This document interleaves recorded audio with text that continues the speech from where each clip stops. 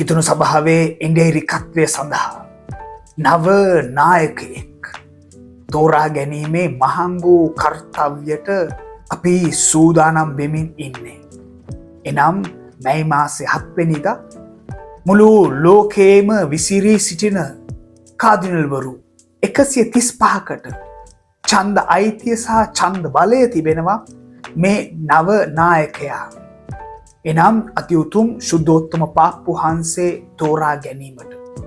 ඒ වගේ මහංගු කර්තව්‍යකට ලෑස්ති වෙද්දී මම හිතනවා කිතුුණු ජනතාවක් ලෙස අපි දැනගෙන ඉන්නට ඕන කිතුුණු සභාව ඉන්න තැන. අති උතුම් ශුද්ධෝත්තම පාප්පු වහන්සේ මේ කිතුුණු සභාව තමන්ගේ අවුරුදු 12ක දූර කාලය තුල කොතැනටද ඇදගෙන ගියේ කියලා. ඒ වගේම ඊටත් පෙර මොන වගේ ආකෘතියන් තුලද කිතුුණු සභාව ජීවත් වුණේ? අනිසා මේ වැඩේ කරන්න මම හිතාගත්තා මගේ ප්‍රේක්ෂකයන්ට ඔබට ඉතාමත්ම කෙටියෙන් අන්තිම අවුරුදු 500 තුල කිතුුණු සභාවේ ස්වභාවය මුහුණුවර ගැන යම්කිසි අදහසක් බෙදා ගන්න. ඒක මං කියන්නටම ඕන. ලංකාවේ මේ වගේ සංවාදයක් නැහැ. ඇත්තටම කියන්න ගියොත් එම ලංකාවේ දේව ධර්මයේ සංවාදයක් නැහැ. හරි අමාරුයි ලංකාවේ දේව ධර්මය ගැන කතා කරන්න. සංවාදයක් ඇති කරන්න. නමුත් මම හිතනවා ඊළඟ පාප්පු වහන්සේ කවුරු වුණත් ශ්‍රී ලාංකික කතෝලික ජනතාවට යම්කිසි නිර්ණායකයන් අවශ්‍යයි. කිතුුණු සභාව යන දිසාව ගැන අවදියෙන් බලන්න ඉන්න. අපි දන්නවා යුරෝපයේ ඉතිහාසය පැරණි යුගය, මධ්‍යම යුගය, මධ්‍යම යුගයේ කාලවල් 3ක් තිබෙනවා. නූතන යුගය, ඒ වගේම කාලීන යුගය කියලා බෙදලා තියෙන්නේ. කිතුුණු සභාවේ ස්වභාවය මුහුණුවර ගැන කරන අධ්‍යයනයේ මම තෝරගන්නේ 1453 එවගේම 1492 මධ්‍යම යුගය අවසන් වෙලා නූතන යුගයට පා තබද්දී කිතුුණු සභාව මොන වගේ පරිණාමයකටද ඇතුල් වුණේ කියන දේ. The evolution of the church or the evolution of the ecclesiology. අපි දන්නවා මධ්‍යම යුගය ආරම්භ වෙන්නේ 476 දී යුරෝපයේ රෝම අධිරාජ්‍යයේ වැටීමත් සමග. ඒ වගේම අපි දන්නවා මධ්‍යම යුගය අවසන් වෙන්නේ 1453 with the fall of Constantinople. ඒ කියන්නේ කොන්ස්ටැන්ටිනෝපල් කියන මැද පෙරදිග බිසන්ටයින් රාජ්‍යත් සමග. ඒත් එක්කම අපි දන්නවා ඔත්තමාන් ටර්කී මුල් කරගත්ත ඉස්ලාම් රාජ්‍යයක් ඇති වෙනවා 1453 ඉඳන් 1917 වෙනකම්. අපි නූතන සමාජයට පා තබන්න ඔන්න මෙන්න කියලා තියෙද්දි තමයි ක්‍රිස්ටෝෆර් කොලම්බස් 1492 ඇමරිකාව සොයාගන්නේ. මේ නූතන යුගය කියන්නේ 1453 ඉඳන් 1945 දක්වා. අපි ඔක්කොම දන්න කතාවක් තමයි අපි නූතන යුගයට පා තබද්දිම 1506 පටන් ගන්නවා සන්ත පීතර බැසිලිකාව ප්‍රතිසංස්කරණය කිරීම. ඒ ප්‍රතිසංස්කරණය කටයුතු ඉවර වෙන්නේ 1626. මධ්‍යම යුගයෙන් නූතන යුගයට අපි පා තබද්දී කිතුුණු සභාවක් වශයෙන් අපි ප්‍රශ්න 3ක් කරගාගෙනයි ආවේ. පළවෙනි ප්‍රශ්නය තමයි the corruption of the church. කිතුුණු සභාව තුළ දූෂණය පිරීලා ඒ වගේම සාර ධර්මය පිරිහිලා තිබ්බා කියලා විද්වතුන් සටහන් කරනවා. දෙවෙනි ප්‍රශ්නය තමයි කිතුුණු සභාව බයිබලයෙන් පිට සුභාරංචිය නැමති ඒ රේඛාවෙන් ගොඩක් ඈත ගමන් කරා කියලා විද්වතුන් කියනවා. ඒ වගේම තුන්වෙනි කාරණාව කිතුුණු සභාවේ විශ්වාසිකයන් සහභාගී වෙන අයගේ විශාල ලෙස කඩා වැටුණු කාලයක් කියලා කියනවා. මේකට මං ඔබට උදාහරණ දෙකක් කියන්නම්. පළවෙනි උදාහරණය තමයි 1513 ජොවන්නි දෙ මේදිචි කියන කාදිනල්වරයා ලෙෝනේ දේචිමෝ නැත්තං ලියෝ ද 10th කියන නමෙන් පාප් දූරයට ඔසවද්දි ඔහු තමන්ගේ සහෝදරයා ජුලියන්ට කියනවා මෙහෙම ඉතාලි භාෂාවෙන් පොයිකේ දියෝචා දාතුල් පපාතෝ ගොදියාමුච්චලෝ. එකන්නේ දෙවියන් වහන්සේ අපිට මේ පාප් දූරය දීපු නිසා අපි ජොලිය ඉමු කියලා කතාවක් කියනවා. ඔහු කලාවට ඉතාමත්ම නැඹුරු පුද්ගලයෙක්, ලොකු සාද පවත්වන්න පුරුදු වෙලා හිටිය. ඒ නිසා ඔහු උපරිමයෙන්ම තමන්ගේ පාප්දූරය බුක්තිවින්දා. ඉතිහාසය විද්වතුන් කියනවා ඔහුගේ එදිනෙදා ආහාරයට වෑංජනයන් 64ක් සූදානම් කරා කියලා. ඒ පාප් වහන්සේ දැක්කත් පේනවා හොඳට කාලා බීලා ජොලිය හිටපු පාප් වහන්සේ කෙනෙක් කියලා. දෙවෙනි උදාහරණය තමයි 1517 ඉතුණු සභාවට ආපු ලොකුම අභියෝගය මාටින් ලූතර්. එවෙද්දී 1506 සන්ත පීතර බැසිලිකාව ප්‍රතිසංස්කරණය කරන්න හදන්න පටන් අරන් ඉවරයි. අපි දන්නවා මුළු ලෝකෙම්ම ඒකට සල්ලි හොයන්න පටන් ගත්තා. ඒ නිසා පාපුච්චාරණයකට පාවිච්චි කරා. එතකොට ඊට විරුද්ධව කිතුණු සභාවේ තිබෙන දූෂණය, බයිබලයෙන් ඈත්වීම, එවැගේම පාප් වහන්සේලාගේ සාරධර්ම ජීවිතය පිරිහීම වැනි හේතු නිසා මාටින් ලූතර් මේ පද්ධතියට විරුද්ධව වර්ජනය කරනවා. අනේ නිසාමයි මේකට ප්‍රොටෙස්ටන්ට් චර්ච් කියලා කියන්නේ. මාටින් ලූතර් වර්ජනය කරා පමණක් නෙවෙයි, බයිබලේ පරිවර්තනය කරනවා. ඒ වගේම සක්‍රමේන්තු පිළිබඳව ලොකු ප්‍රතිසංස්කරණයක් ගේනවා. ඒකට අපි කියන්නේ රිෆෝම් කියලා. ප්‍රොටෙස්ටන්ට් චර්ච් නැත්නම් රිෆෝමේෂන් චර්ච් කියලා අදටත් අපි ඉතිහාසය ගැන කතා කරද්දී කියනවා. දැන් තමයි හොඳම හරිය එන්නේ. ඒ කියන්නේ 1517 වෙනකම්ම කිතුණු සභාවට අවශ්‍යතාවයක් තිබ්බේ නැහැ මේ ලෝකයක් එක්ක සංවාදයක යෙදෙන්න. හේතුව මුළු ලෝකෙම යම්තාක් දුරට ආක්‍රමණය කරලා තියාගෙන හිටිය කිතුණු සභාව. එනිසා කාත් එක්කවත් සංවාදයක් තිබ්බේ නැහැ. කිතුණු සභාව නීති සම්පාදනය කරා, නීති ක්‍රියාත්මක කරා. මාටින් ලූතරගේ වර්ජනය සහ රිෆෝමේෂන් එක්ක ප්‍රතිසංස්කරණයත් එක්ක කිතුණු සභාවට අවශ්‍ය වෙනවා සංවාදයක යෙදෙන්න. අන්න එනිසාම 1545 කිතුණු සභාව තීරණය කරනවා මන්ත්‍රණ සභාවක් ආරම්භ කරන්න. ඒකට තමයි අපි කියන්නේ Council of Trent කියලා. ඉතාලියේ ට්‍රෙන්ට් නුවර මේ මන්ත්‍රණ සභාව පවත්වපු නිසා ට්‍රෙන්ට් මන්ත්‍රණ සභාව කියලා නම එනවා. මේ මන්ත්‍රණ සභාව අවුරුදු 18ක් තිස්සේ රැස්වීම් පැවැත්තුවා. 1545 ඉඳන් 1563 දක්වාම. ඇත්තටම ට්‍රෙන්ට් මන්ත්‍රණ සභාවේ හොඳ සංවාදයක් තිබ්බා. කිතුණු සභාවේ බයිබලීය පැත්තට නැඹුරු වෙන්න ඕනේ අදහස, සක්‍රමේන්තු පිළිබඳව පැහැදිලි අදහසක් ඉදිරිපත් කිරීම, එවැගේම පූජා ප්‍රසාදිවරුන් වෙන්නට ඉන්න කියරිචි ආගමික නායකයන් පුහුණු කරන්නට ඕන කියලා සෙමිනරි නැත්තං සෙමිනායියෝ විවායියෝ ඉතාලි භාෂාවෙන් හදන්නට යෝජනා ආවේ මේ ට්‍රෙන්ට් කියන මන්ත්‍රණ සභාවෙන්. ඒ කියන්නේ ට්‍රෙන්ට් කියන මන්ත්‍රණ සභාව උත්සාහ ගත්තා මාටින් ලූතර් ඒ වගේම අනෙකුත් කිතුණු සභාවෙන් වෙන් වෙලා බිහිවෙන පුංචි පුංචි සභාවල් එක්ක සංවාදයක යෙදෙන්න පුළුවන් පසුබිමක්, පදනමක් දාගෙනයි හිටියේ. මේ අවුරුදු 18ක් කාලය තුලදී පාප් වහන්සේලා 3 දෙනෙක්ම නායකත්වය දැරුවා ට්‍රෙන්ට් මන්ත්‍රණ සභාවට. සුදෝත්තම 3 වෙනි පාවුලු පාප් වහන්සේ, සුදෝත්තම 3 වෙනි ජූලියන් පාප් වහන්සේ, ඒ වගේම 4 වෙනි පයස් පාප් වහන්සේ.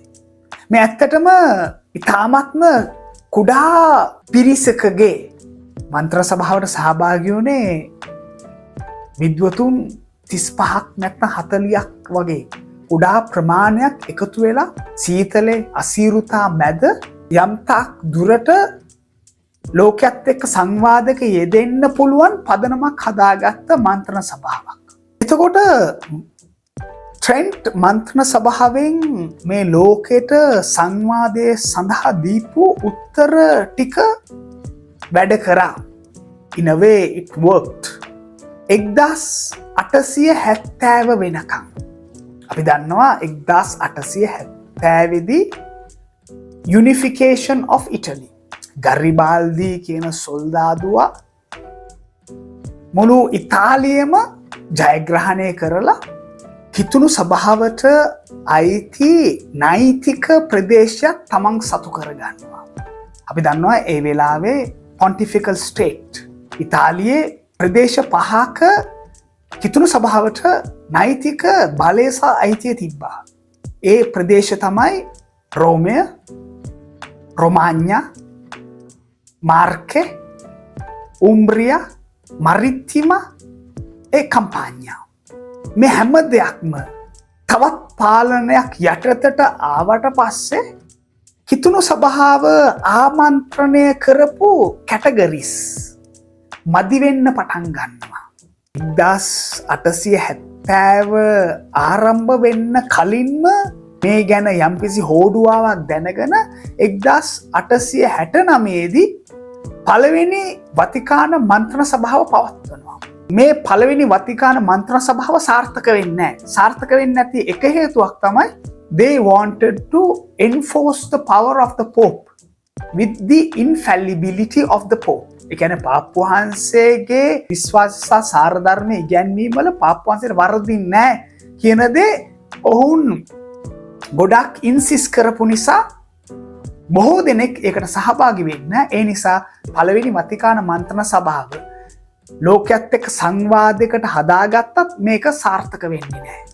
හිතුණු සභාවට තිබිච්ච ප්‍රදේශවල ඉතාලියේ නැති වෙච්ච නිසා ඒකික ඉතාලිය සමග සංවාදයේදී පෙබරවාරි 11 වෙනිදා 1929 දී මුසොලීනි සමග පාප් වහන්සේ කෙනෙක් ගිවිසුමක් සාදාගෙන මේ ගිවිසුමට කියන්නේ ලැටරන් ට්‍රීටි කියලා, ලතරානු ගිවිසුම කියලා, හෝලි සී නැත්තම් වතිකානුව කියන ප්‍රදේශය හිතුණු සභාවට වෙන් කරලා දෙනවා.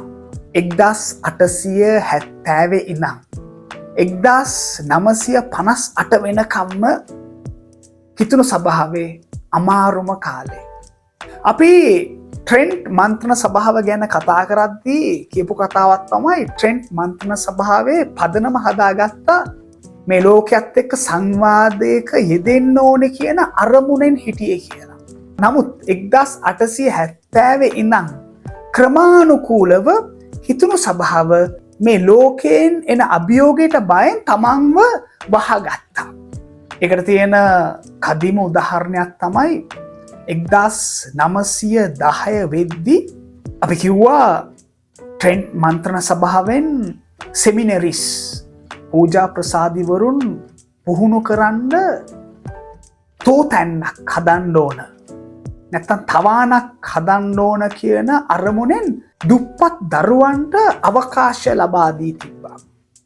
මේක වර්ධනය වෙලා ජිම්නාසියම් කියලා සංකල්පයක් හැදිලා මේ සෙමිනරි අස්සේ හිටියා වෛද්‍යවරු වෙන්න, ඉංජිනේරු වෙන්න, අභ්‍යවකාශය ගැන පරීක්ෂණය කරන ඇස්ට්‍රොලොජිස්ට්ලා මේ හැම කෙනෙක්ටම සෙමිනරි අවස්ථාවක් දීලා තිබ්බා. නමුත් 1910න් පස්සේ මේ ජිම්නාසියම් කියන කන්සෙප්ට් එක අයින් කරලා සෙමිනරි කියන්නේ පූජකයන් වෙන්න පමණක් ඉන්න කේරිචිලා පමණයි, ක්ලෙරිකල්ස්ලා පමණයි ඉගෙන ගන්න ඕන කියන සංකල්පයක් ගෙනාවා. ඉතුරු සභාව තමන්ව ලොකු දැම්මක් හදලා මේ ලෝකෙන් තමන්ව ආරක්ෂා කරගත්ත කිසිම සංවාදයක් නැතුව. මේ යුගයට අපි කියන්නේ ඇන්ටි මොඩර්නිසම් කියලා. ඉතාමත්ම වැදගත් කාලයක්. ඒ වෙද්දී ප්‍රථම ලෝක යුද්ධය එනවා. ඊට පස්සේ අපි දෙවෙනි මහා ලෝක යුද්ධයට මුහුණ දෙනවා. ඒ වෙද්දී නාසිස්ට්ලා හිට්ලර් ප්‍රමුඛව මුළු ලෝකෙම අත්පත් කරගන්නට උත්සාහ දරනවා. එතකොට ඒ වෙද්දී කිතුණු සභාව හිටියේ තමන්ව වසාගෙන කිසිම සංවාදයක් නැතුව. මේ ඇන්ටි මොඩර්නිසම් කාලේ තමයි කිතුණු සභාව තමන්ගේම පාසල් හදාගන්න, තමන්ගේම රෝහල් හදාගන්න. ඒ වගේම මේ ලෝකයක් සමග අපිට කිසිම ගනුදෙනුවක් නැහැ. අපි අපේ පාඩුවේ අපේ ආයතන හදාගෙන අපි අපේ ගමනක් යමු කියලා තමන්ගේ දේවල් හදාගත්තා. ලෝකයක් සමග කිසිම සංවාදයක් නැහැ. මේ වෙද්දි තමයි කිතුණු සභාවට පත්වෙන්නේ ආන්ජෙලෝ රොන්කාලි කියන කාඩිනල්වරයෙක්. ඉතාලිය බෑර්ගමු සොත්තෝ ඉල් මොන්තේ කියන ප්‍රදේශයෙන් එන්නේ. මොහු පොඩ්ඩ වයස්ගතයි. මොහුව පත් කරන්නේ කාඩිනල්වරු The Pope in Transition කියලා. පොඩි කාලයක් ඉඳලා යයි කියලා. 1958. ආන්ජෙලෝ කාඩිනල් රොන්කාලි පත් වෙලා. ඔහු ඉස්සෙල්ලම කියන්නේ අපි කිතුණු සභාවේ ජනෙල් විවෘත කරමු. හේතුව අපි ලොකු ආරක්ෂිත වැටක් ගහගෙන ඉන්නේ අපේ වටේ. ලෝකේ මොනවාද වෙන්නේ කියලා අපි දන්නේ නැහැ. ලෝකේ හුලං අපිට හමන්නේ නැහැ. අපි මොකුත්ම දන්නේ නැහැ. ඒ නිසා අපි අඩුම ගානේ ජනෙල් විවෘත කරමු කියන තැනකට ආවා. අනේ නිසා මේ කිතුණු සභාවේ මුහුණුවර ස්වභාවය වෙනස් කරන්න ඕනි කියලා John the 23rd අති උතුම් 23 වන ජොන් පාප්පු වහන්සේ ඔක්තෝබර් මාසේ 11 වෙනිදා 1962 දී දෙවන වතිකාන මන්ත්‍රණ සභාවට ආරම්භය දෙනවා. ඒ මුළු දවසේම උන්වහන්සේ හරියට මහන්සි වෙලා කතා කීපයක්ම පවත්වලා හවස සාන්ත පීතර් බැසිලිකාවේ චතුරශ්‍රයේ ජනතාව එක්රැස් වෙලා ඉන්නවා. ඉටි පහන් අල්ලගෙන. උන්වහන්සේ උඩ බැල්කනී ඉන්නේ. ඇහෙනවා මිනිස්සුගේ කටහඬ. කතාවක් පවත්වන්න නෙවෙයි හිටියේ. නමුත් මිනිස්සුන්ගේ ඒ උද්‍යෝගය, ඒ කටහඬවල්, ඒ ආලෝකය දැකලා උන්වහන්සේ off hand කිසිම කොලයක් නැතුව ලස්සන කතාවක් පවත්වනවා. මේකට කියන්නේ moonlight speech කියලා. Google එකේ දාලා කියවලා බලන්න. ඉතාමත්ම ලස්සනයි. Il discorso alla luna. එකේ අන්තිම හරිය මෙන්න මෙහෙම කියනවා. Tornando a casa troverete i bambini, date una carezza ai vostri bambini e dite. ඔයගොල්ලන් ගෙදර හැරිලා ගියාට පස්සේ දරුවන්ව දකිනවා ඔයගොල්ලන්. ඒ දරුවන්ට පාප්පු වහන්සේ හග් එකක් දුන්නා කියලා හග් එකක් දෙන්න. Troverete qualche lacrima da asciugare. Fate qualcosa.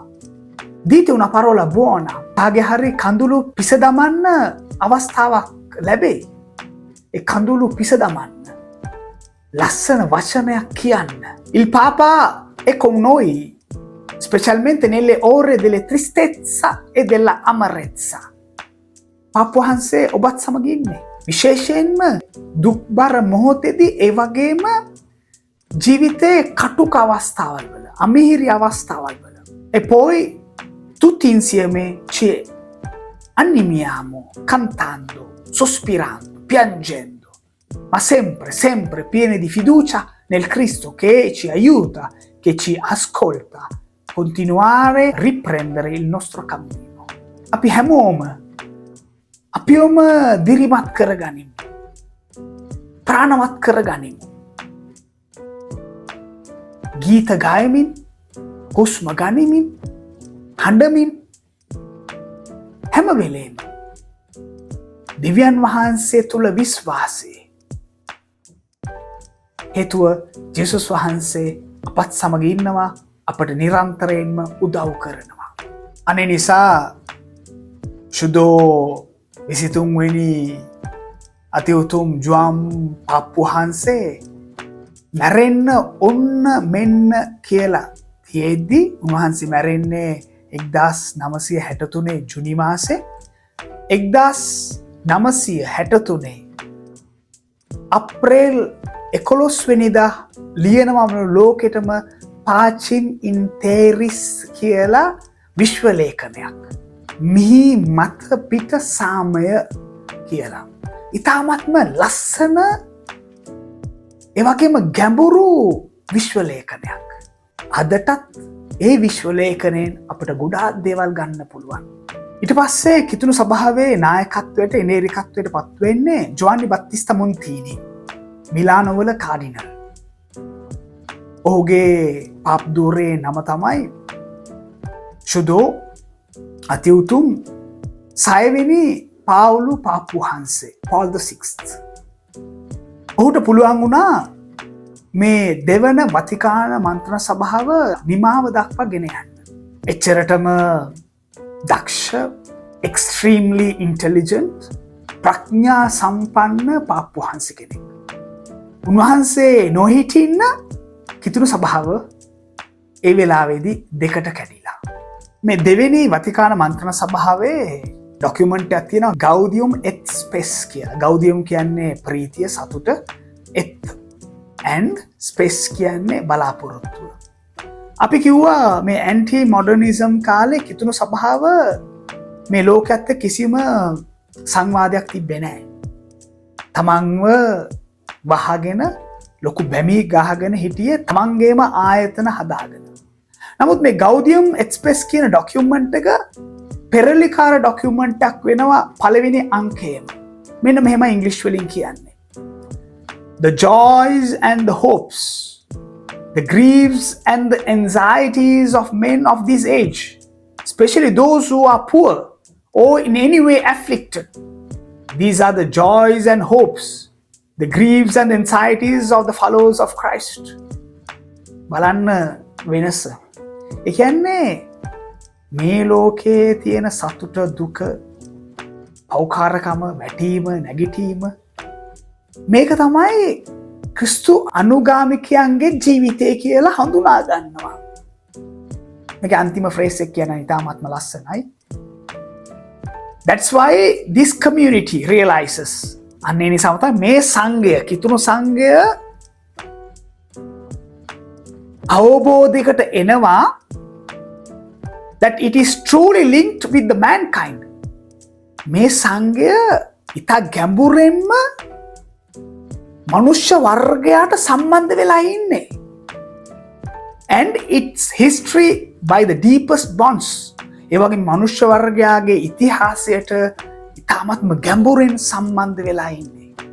ඒ නිසා අපට වෙනම එන්ටිටි එකක් විදිහට ඉන්නට බෑ. අපිට වෙනම ඒකකයක් විදිහට ඉන්නට බෑ. අපි වහගෙන අපිට මේ මනුෂ්‍ය වර්ගයත් එක්ක සම්බන්ධ වෙලා ඉන්න ඕනේ. මේ මනුෂ්‍ය වර්ගයාගේ දුක, සැප, වේදනාව, වැටීම්, නැගිටීම්, ඔවුන්ගේ ඒ හැම දෙයක්ම අපේ දෙයක් කියලා අවබෝධයකට එනවා 1965 ගෞදියම් එක්ස්ප්‍රෙස් කියන ඩොකියුමන්ට් එකේ පළවෙනි නම්බර් එකේ. 6 වෙනි පාවුල් පාප්පු වහන්සේ දෙවෙනි වතිකාන මන්ත්‍රණ සභාවේ ඉගැන්වීම් ටික යම් තාක් දුරට ඉදිරිපත් කරලා මේ බැටන් එක බාර දෙනවා අල්බීනෝ ලුචියානි. ඒ පාප්පු වහන්සේ ගන්න නම තමයි පළවෙනි ජුවම් පාවුලු පාප්පු වහන්සේ කියන නම. ඔහුට දිග කාලයක් ඉන්න හම්බෙන්නේ නැහැ. දවස් 28ක් වගේ කාලයක් තමයි කිතුණු සභාවේ ඉන්නේ. ඊට පස්සේ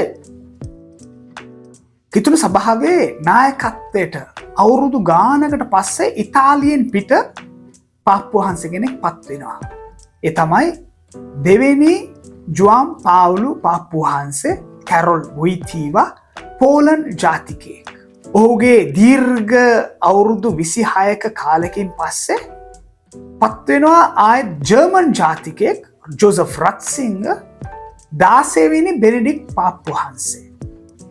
ඉතින් මේ හැම පාප්පුවහන්සේ කෙනෙක්ම විද්වතුන් කියන්නේ ඍජුවම දෙවන වතිකාන මන්ත්‍රණ සභාවට තමන්ගේ දායකත්වය දීලයි තියෙන්නේ.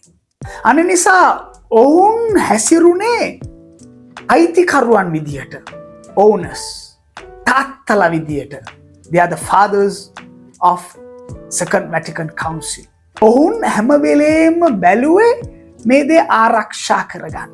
විද්වතුන් විශ්ලේෂණය කරලා කියන කතාවක් තමයි දෙවැනි වතිකාන මන්ත්‍රණ සභාවේ බොහෝ දේවල් තිබ්බත් මේ ලෝකෙත් එක්ක සංවාදය කරලා විවෘත වෙන්න පුළුවන් කියලා මේ පාප්පුවහන්සේලා පොඩ්ඩක් පසු බැස්සා කියලා. මේ පිළිබඳව ඕන තරම් සෝසස් තිබෙනවා. මේකට තිබෙන එක කදිම උදාහරණයක් තමයි අප්‍රේල් මාස 11 වෙනිදා 2012 දී දෙවෙනි වතිකාන මන්ත්‍රණ සභාවේ 50 වෙනි සංවස්ත්‍රය සමරද්දී ඒකේ නිල කතාව පවත්වලා 16 වෙනි බෙන්ඩික් පාප්පුවහන්සේ කියන්නේ දෙවෙනි වතිකාන මන්ත්‍රණ සභාවේ ඉගැන්වීම් ගැන ලොකු සතුටකට යන්න බෑ කියලා. කොච්චරද කිව්වොත් එහෙම ඒ ඉගැන්වීම් යම්තාක් දුරට ජන්ම පාපයට සමාන කරනවා. ඒකට හේතුව 1970 ඉඳන්ම මේ දෙවෙනි වතිකාන මන්ත්‍රණ සභාව දිහා බැලුවේ යම් කිසි සැකයක් සමග. එනිසා they had lot of resistance. ඒකට ගොඩක් හේතු තිබෙනවා. අපි දන්නවා theology පැත්තේ liberation theology වෙන්න පුළුවන්. අනෙකුත් liturgical reforms එන්න පටන් ගද්දී කිතුණු සභාව පොඩ්ඩක් බය වුණා මේ අලුත් විදිහට හිතන එකට. අන්න ඒ නිසා දෙවෙනි වතිකාන මන්ත්‍රණ සභාවේ තාත්තලා, ෆාදර්ස්ලා, පියවරු, අයිතිකරුවන් ඉතාමත්ම පරිස්සමෙන් මේ දෙවෙනි වතිකාන මන්ත්‍රණ සභාව පාවිච්චි කරේ. ඇත්තට දෙවෙනි වතිකාන මන්ත්‍රණ සභාව ගැන කියද්දී දෙවෙනි වතිකාන මන්ත්‍රණ සභාව යන්නේ මේ මධ්‍යම යුගයට නැත්නම් නූතන යුගයට නෙවෙයි. යන්නේ ආරම්භ යුගයට. අද් ෆොන්තෙස් ආරම්භ යුගයට ගිහිල්ලා කිතුණු සභාවේ ආරම්භයේදී කොහොමද දේවල් තිබ්බේ? ඒවා දේව දාර්ශික පදනමක් මත විශ්ලේෂණයකට ගොනු කරලා ඒ දේවල් කිතුණු සභාව තුළ කරන්න ඕන කියන යෝජනාවක් තමයි තියෙන්නේ. එහෙම තියෙද්දී අප්‍රේල් 13 වෙනිදා 2013 දී ඉතාමත්ම ඈත දුර රටකින් පත් වෙනවා හොර්හේ මාරියෝ කාඩිනල් බෙර්ගෝලියෝ. ඔහු දෙවෙනි වතිකාන මන්ත්‍රණ සභාවේ තාත්ත කෙනෙක්වත් අයිතිකාරයෙක්වත් නෙවෙයි. ඔහු දෙවෙනි මන්ත්‍රණ සභාව තියොලොජිකලි ඉගෙන ගත්ත කෙනෙක්. එනිසා අපි කියන්නේ ඒ දෙවෙනි වතිකාන මන්ත්‍රණ සභාවේ නිෂ්පාදනයක්. අපි වගේ ඔහු ඉගෙන ගත්තා මේ මොනවාද තියෙන්නේ, මොනවාද කරන්න පුළුවන් කියලා. අන්න ඒ නිසා අපි කියන්නේ ඔහු දෙවෙනි වතිකාන මන්ත්‍රණ සභාවේ පුතෙක්. අන්න ඒ නිසා අවුරුදු 12ක් තිස්සේ ඔහු ඉදිරිපත් කරපු කිතුණු සභාව ලෝකයේත් එක්ක සංවාදයක ඉන්න කිතුණු සභාවක්. 1970 ඉඳන් විවාහය, දික්කසාදය, ජනවන්දනාව, පූජා ප්‍රසාදිවරුන්ගේ ප්‍රශ්න මේවා කිතුණු සභාවට ලොකු හිසරදයක් වෙලා තිබ්බත් කිතුණු සභාව ඉතාමත්ම අඩුවෙන් මේ පිළිබඳව සංවාදයක යෙදුනේ. ලෝකයේත් සමග කතා කරේ.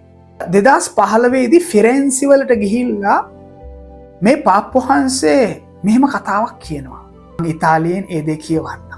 La dottrina cristiana non è un sistema chiuso. උන්වහන්සේ කියන්නේ කිතුණු ඉගැන්වීම Catholic doctrine වැහිච්ච සිස්ටම් එකක් නෙවෙයි. incapace di generare domande, dubbi, interrogativi. ඒ කියන්නේ ප්‍රශ්නාර්ථයන් වලට, සැකයන් වලට, අහන ප්‍රශ්න වලට උත්තර ජනිත කරන්න ධාරිතාවක් නැති සිස්ටම් එකක් නෙවෙයි. මා එවීවා කිතුණු ඉගැන්වීම කියන්නේ ජීවමානයි. Sa inquietare. ඉන්ක්වෙතාර ගැන මේ ඩිස්ටර්බ් කරන්න දන්නවා මේ සමාජය. අනිමාරේ ඇනිමේට් ප්‍රාණවත් කරන්න දන්නවා. අවෝල්ටෝ නොන් රීජිදෝ. ඒ කියන්නේ දරදඬු මුහුණක් නෙවෙයි තියෙන්නේ. corpo che si muove. ශරීරයක් තියෙනවා සෙලවෙන සක්මන් කරන ශරීරයක් තියෙන්නේ. si sviluppa දියුණු වෙනවා. a carne tenera. මුරුදු මාංශයක් තියෙන්නේ. si chiama Gesù Cristo. මේ මාංශේ නම ජෙසුස් වහන්සේ. ඉතින් මේකයි මේ පාප්පු වහන්සේගේ දැක්ම. ඒ කියන්නේ මේ කිතුණු ස්වභාව ලෝකෙට යන්නට ඕන. වැහිලා ඉන්නට බෑ. ඇතුල් වෙන්නට ඕන. ඒ කියන්නේ 1970 ඉඳන් 2013 වෙනකන් යම් තාක් දුරක වැහිලා තිබිච්ච ස්වභාවයක්.